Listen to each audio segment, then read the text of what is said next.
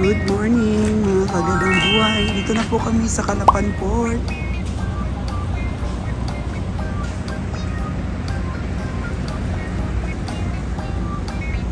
Time check po is 6 AM. Alas 6 na po mga kagandang buhay. Napakaganda po ng panahon kahit makulimlim.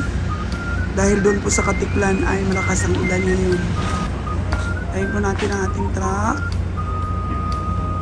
na makalabas para po makapagbiyahe po tayo to Dangay Port. Makatawid na po tayo sa Katiklan. Way back home na po. Dami nating trabahong naghihintay sa atin. Tingnan natin, dito na ako. Labas natin sa sakyan. So, medyo nakatulog po ako. Nantok. Kahit 2 oras lang po. Ayun natin dito banda. Makasakay po tayo.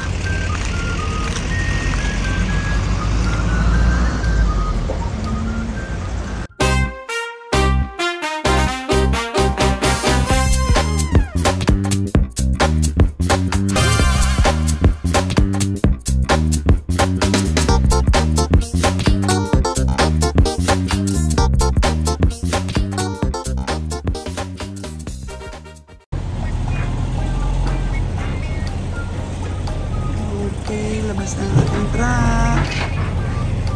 Hindi po siya sagad sa barako. So, 5 patong. Nilagay natin chichirya.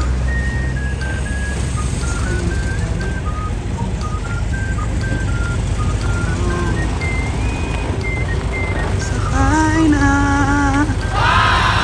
para makauwi na.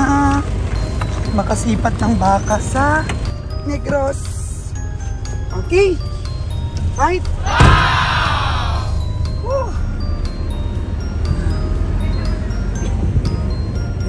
Excited na tayong pumunta ng Negros. Kakarga nyo yung sidecar ni Luna. Tapos singilin nyo siya 1,000. Tapos sabihin nyo, Lalon, dito libre ha. 1,000 pagbuhat namin. Oh no! Oh, magtinda na daw siya eh. Papadala, bibigyan natin si Nalo ng sidecar, mga kagandang buhay. Hindi naman ginagamit. Natin, ang daming mga sasakyan si Kabiyahin hindi ginagamit. Pwede yan, madala natin sa Negros para mapakinabangan. Makuha natin chichirya. Ayan po mga kagandang buhay, nag-stop over po tayo dito at kailangan pong i-disinfect ang ating mga gulongings. Mga gulongs natin. Kasi nga, doon sa Negros may quarantine, 7 days bago po makabiyahe ulit ang aming sasakyan. So, dito po sa Calapan Port, ayan po, pressurized po yan. Ina-spray po yung mga gulong natin. Ayan, spray po nila yan mga kagandang buhay. Mga livestock lang po ay na-spray, hindi po lahat ng sasakyan. So special po tayo. Dina-disinfect pa po yung ating mga gulong.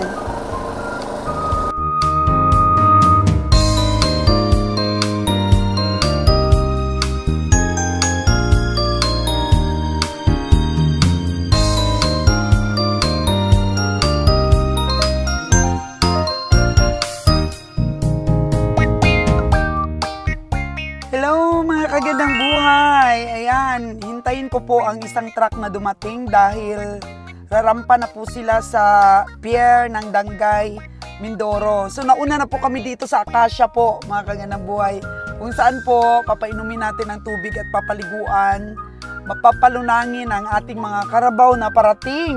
So kami po, galing kami ng Marilao, Bulacan. Ayan po, tingnan nyo ang ating itsura at wala pong proper na pahinga at wala pong tulog, mga kagandang buhay. Wala rin pong ligo. So, hindi po pwedeng maarte ka kapag ikaw ay biyahidor. Kasi lahat po mararanasan mo sa biyahe. So, bumili po kami ng 1 kilong baboy. Magluluto na lang po kami dito para po sa aming pananghalian. Para pagdating po ng isang truck, gutom yon, makakain na sila. So, gagawa po ako ng paraan kung paano po ako makaligo, makalinis po ng katawan. makikita nyo yung mga baka na yan, mga alaga po dito yan nila. Ang mga residents po dito. Dito rin sila nagpapahinga oh. Kasi may akasya, ano po, walang init. So ayan, tingnan natin Lord Jan, saan tayo pwedeng maligo? Tingnan mo itsura ni madam mo oh. Oh no! Sa beach. Sa beach daw dami ni Lord Jan. So tingnan natin kung saan po tayo pwedeng makaligo. Pres, nakaligo ka na ba dyan? Wala pa pala, paano mo nalaman press na press? Di ka pa pala nakaligo dyan.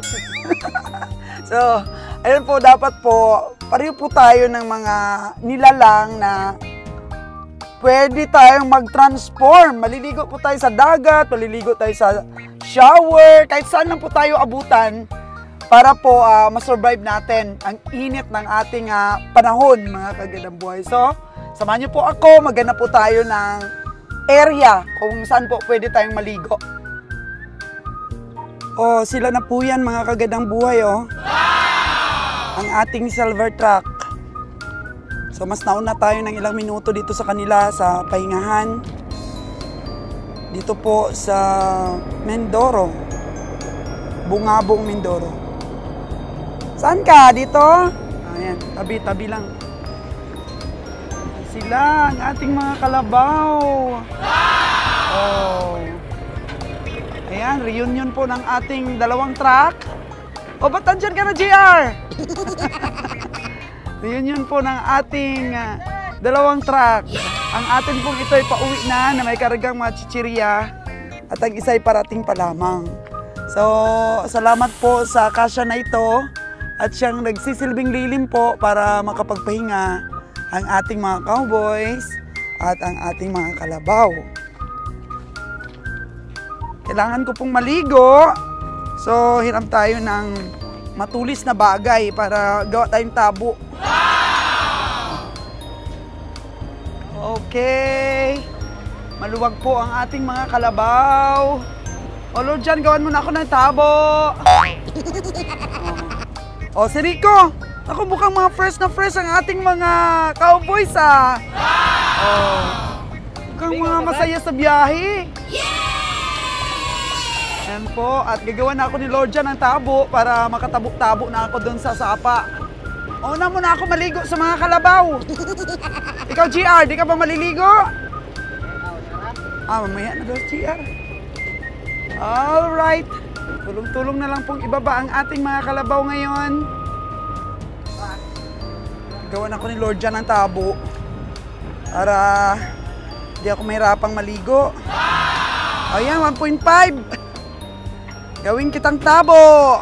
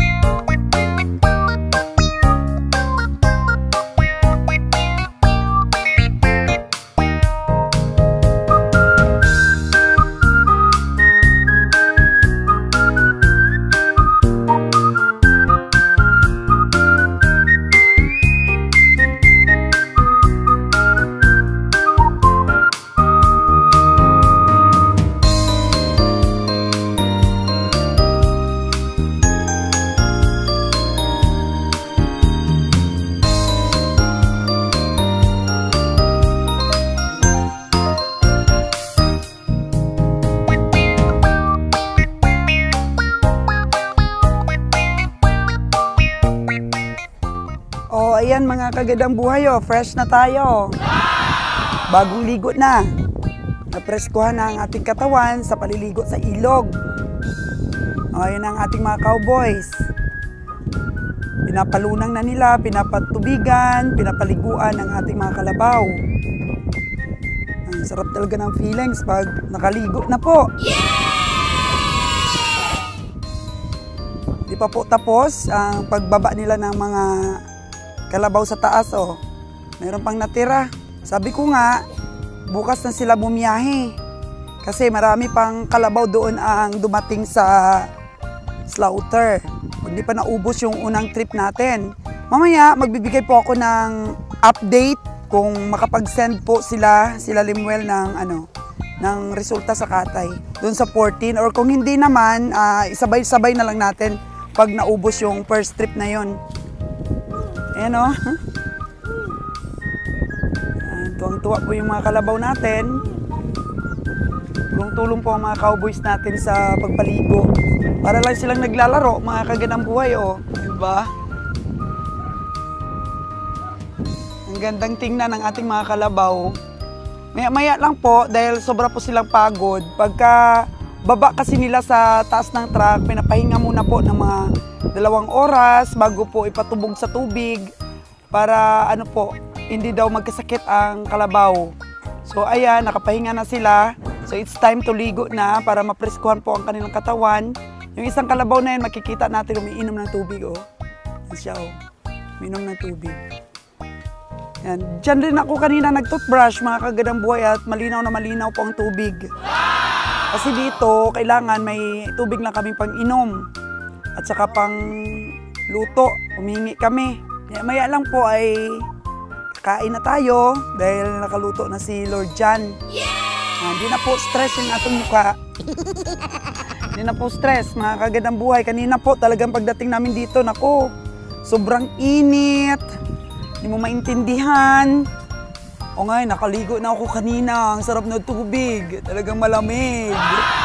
Preskong-presko po, mga kagandang buhay.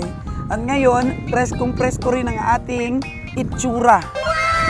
Dahil na-refresh po tayo, nakuha yung ating mga libag.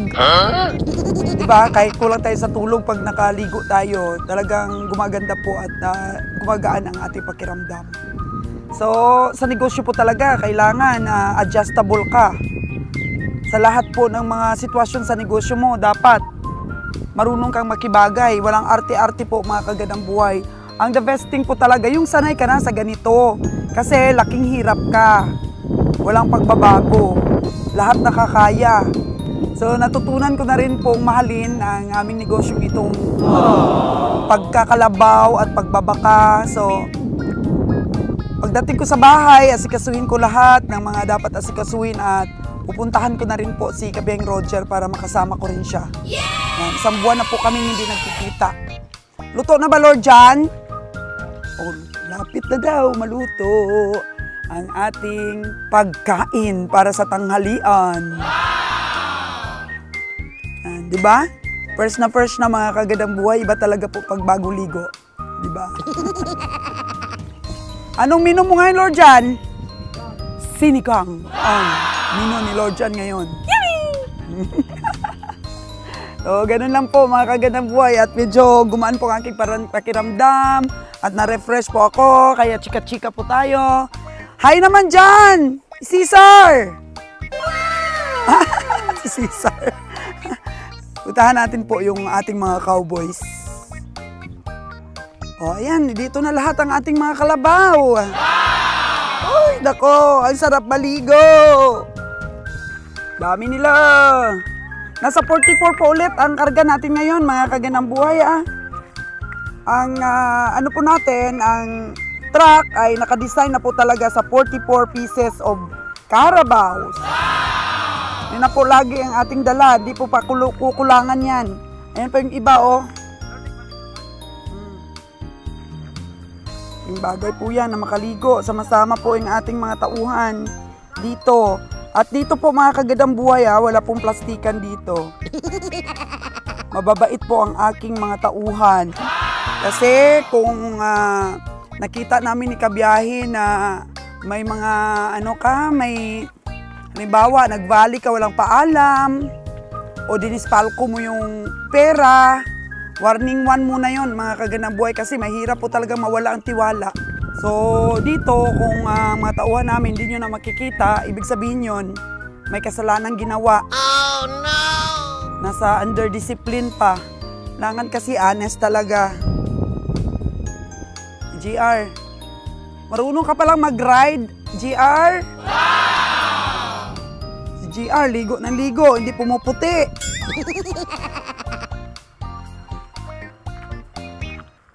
O, di ba mga kagandang buhay, nag-i-enjoy sila. Nagtatrabaho pa sila, nag-i-enjoy sila, bumabalik sila sa pagkabata. Nagtatampisaw sa sapa, nagra-ride ng kalabaw. Enjoy po ang ating mga cowboys. Pag na-love mo na kasi ang trabaho mo mga kagandang buhay, nahanap-hanap na yun ang katawan mo.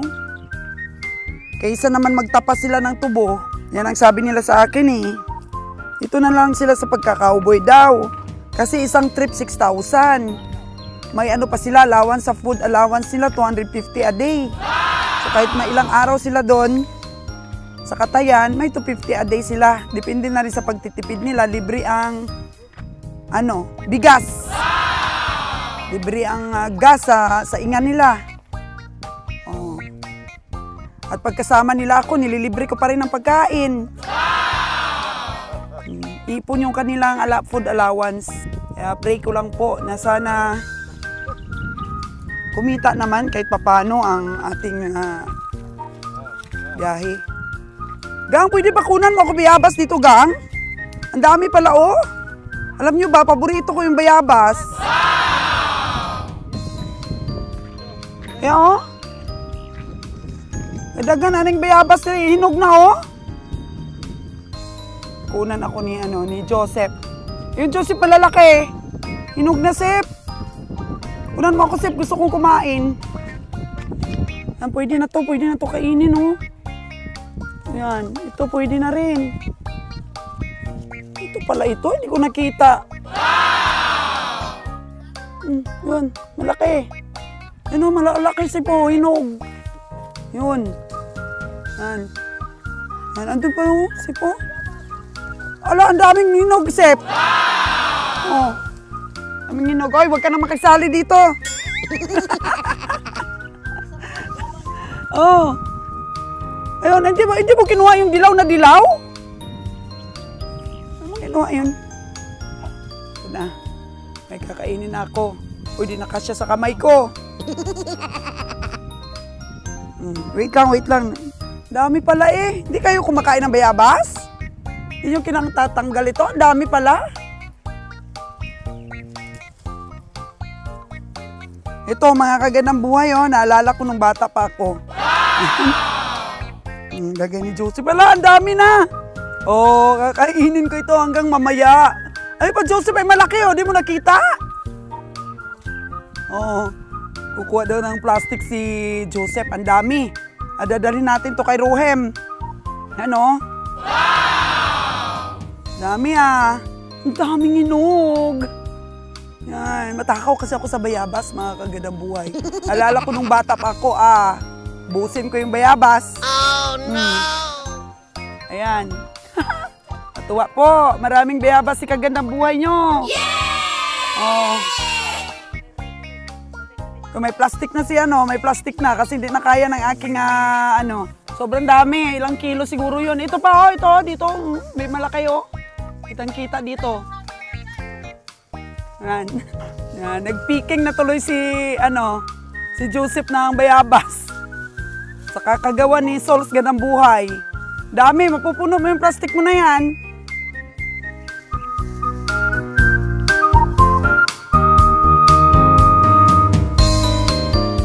Dami talaga. Ito pa, oh. Wow! Diyan mo, sa inyo na sa plastic. Okay na ako dito sa akin. Yan, ang dami. Hanggang dun pa sa taas, so ingat lang. Pero matibay naman yan ang sanga ng bayabas. Alam ko yan eh. Nung bata pa ako, laman ako ng bayabas na puno. Tibay yan. Kahit maliit lang na sanga, ayos. Tibay ang bayabas. Nahulog lang, sayang. Hindi nakita namin. Dami. Pero kung si Cesar ang umakyat yan, bali. Oh, no. Bali ang sanga na yan. Ito pa, dito sa mababa. Mga kalabaw, nagpapahinga. Yan si Bukay. Ito.